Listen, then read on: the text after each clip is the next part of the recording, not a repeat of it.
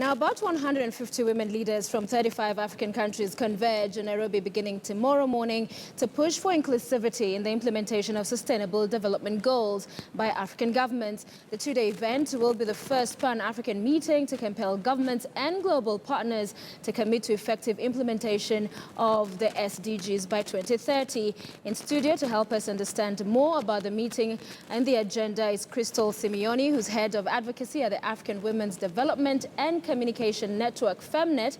Also with us is Catherine Nyambura, a program associate at FEMNET as well. Ladies, thank you so much for being with us. I'll begin with you, Simeoni, to tell us more about this meeting. Why at this particular time, when you talk about especially that safeguarding of the women's voice, where that is coming from?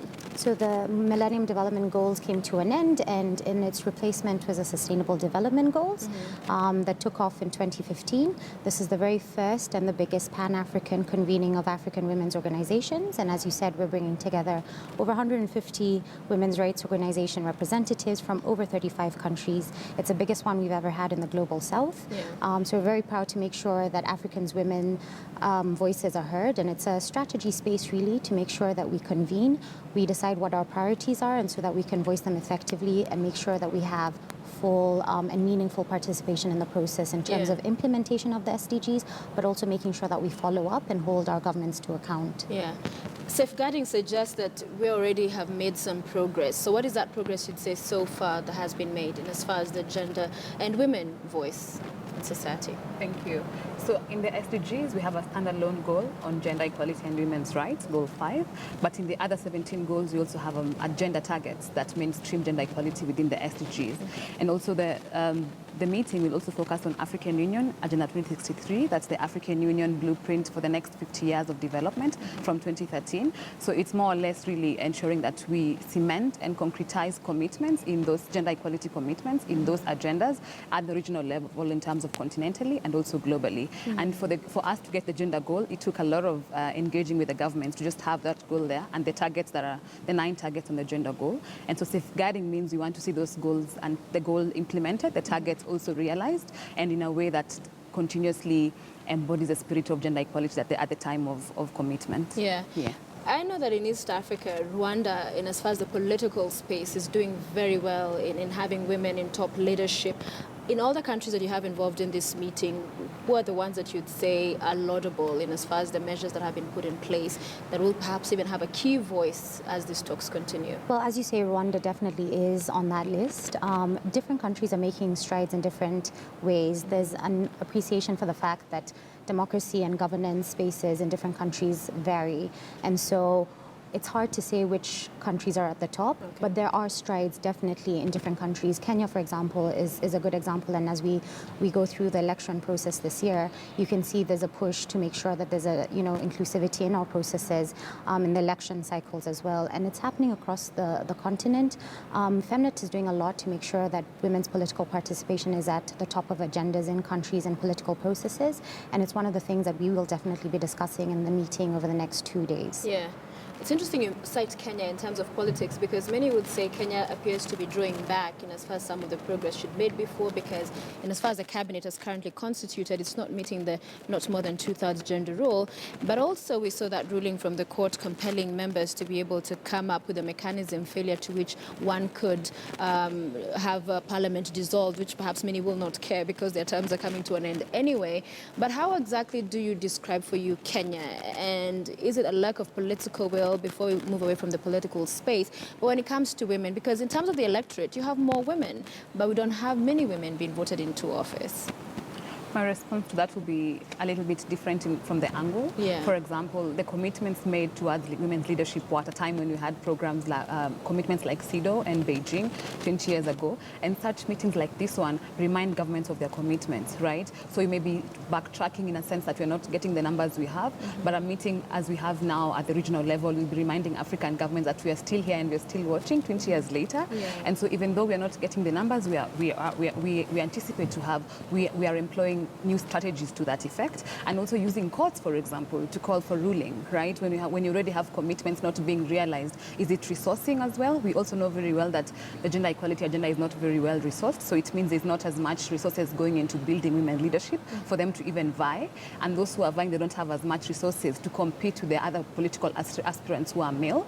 So having this in mind is important, and not necessarily faulting the women electorate, who also need to be educated to see fellow women as leaders. Okay. So I think the issue is multisectoral and should be approached as such, and that's at Femnet we actually have this holistic approach to how we address gender equality and women's empowerment in general, and also to add other countries that we may want to embody in terms of, or even look up in terms of making progress on gender equality. We've seen a lot of countries start to criminalize practices like child marriages and FGM, and platforms and initiatives like the African Union campaign on ending child marriage really help in terms of moving this forward. And so even though we may focus on leadership, we also have another entire agenda of gender equality across the social, cultural, and political and economic agenda of the entire development spectrum. Okay. Yes. So it's not just the political space. No. We're actually going to be launching at the conference a report on engendering illicit financial flows. So as we know, Africa loses conservatively $50 billion annually in illicit financial flows. And Femnet is in the lead to make sure that the link between illicit financial flows and how that affects women on the continent, because we're overrepresented in the lower cadres of society.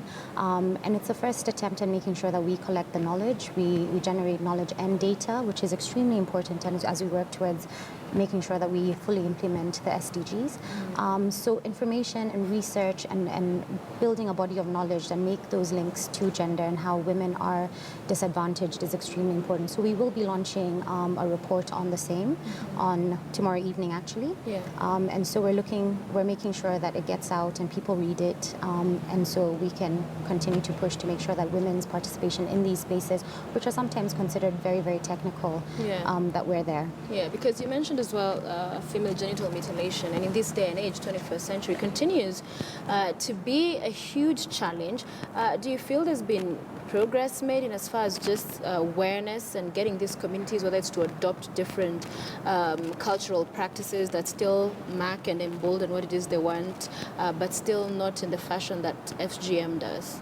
So giving credit where it's due, Kenya is leading, in fact, in global decline of FGM from 27% to 21%, which is really laudable. Yeah. And a lot of that decline has been from diversifying ways in which we counter the FGM issue in terms of engaging men and boys, for which at Femnet we do. We have a regional program where we engage men and boys as critical actors and stakeholders in terms of realizing of gender equality and women's empowerment agenda.